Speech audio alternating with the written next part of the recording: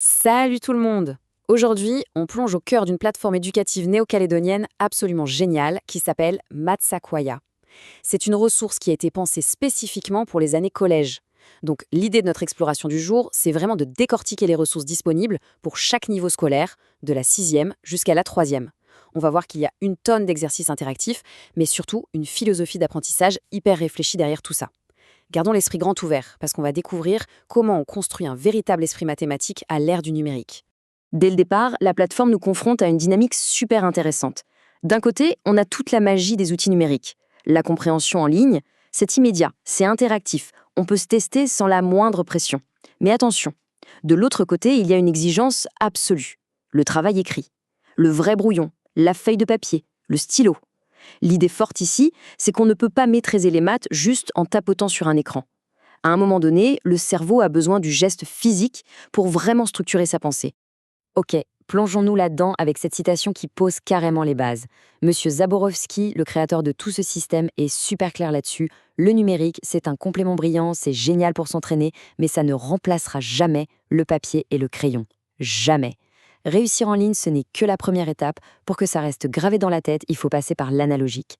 Alors, au programme, pour bien comprendre ce parcours, on va très vite reparler de cette fameuse philosophie d'apprentissage, et ensuite, on va suivre le cheminement logique du site, la 6e pour les bases, la 5e pour les nouveaux horizons, la 4e pour la logique pure, et la 3e pour viser la maîtrise totale. On finira par les petits outils transversaux qui lient tout ça. Première étape, la philosophie de l'apprentissage.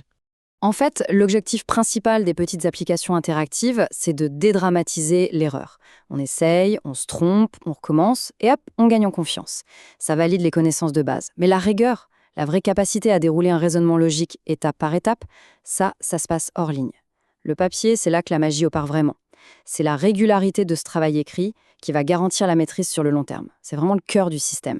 Voyons voir comment tout ça se construit avec notre première étape collège, la 6e. La 6e, c'est vraiment l'année des fondations. La plateforme propose des modules super bien pensés pour accompagner le passage un peu délicat des nombres entiers vers le monde des fractions, ou encore la manipulation des décimaux. On y retrouve les grands classiques, comme la symétrie axiale ou la division euclidienne. Mais ce qui est top, c'est qu'ils ont intégré des trucs comme l'Odyssée du temps. C'est un module scénarisé qui permet de résoudre des problèmes complexes de façon beaucoup plus engageante. C'est malin, non? On enchaîne avec la 5e, les nouveaux horizons. Alors, ce qui est vraiment intéressant ici, c'est l'introduction de concepts un peu plus abstraits, mais rendus super concrets. Prenez la guerre des nombres relatifs, par exemple. C'est brillant.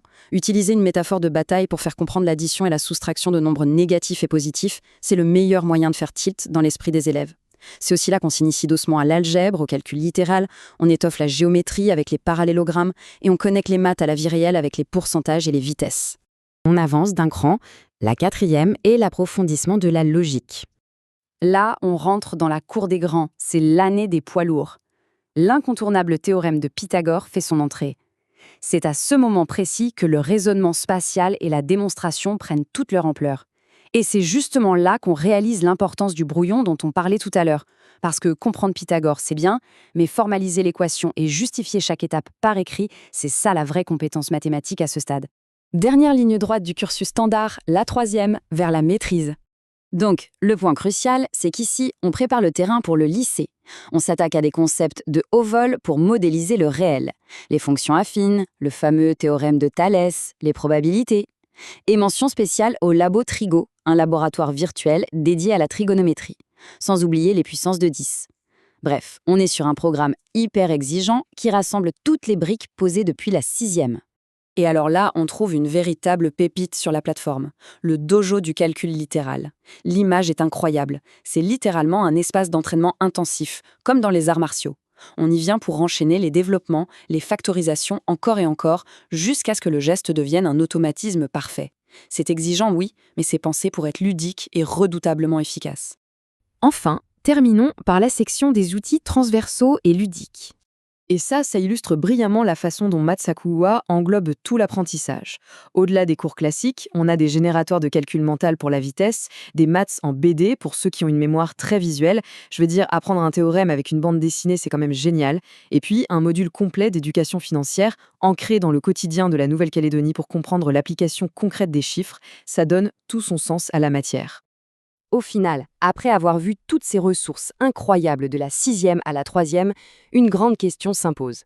Alors que cette plateforme déborde d'innovations numériques, de dojos virtuels et d'outils interactifs, elle nous ramène toujours à une vérité fondamentale. L'assimilation profonde demande l'effort de la main, du brouillon et du stylo. C'est un équilibre parfait entre technologie et tradition. Alors, à l'ère du tout numérique, le véritable succès mathématique résiderait-il toujours à la pointe d'un stylo? On vous laisse y réfléchir. Merci d'avoir suivi cette exploration avec nous et à très vite pour de nouvelles découvertes.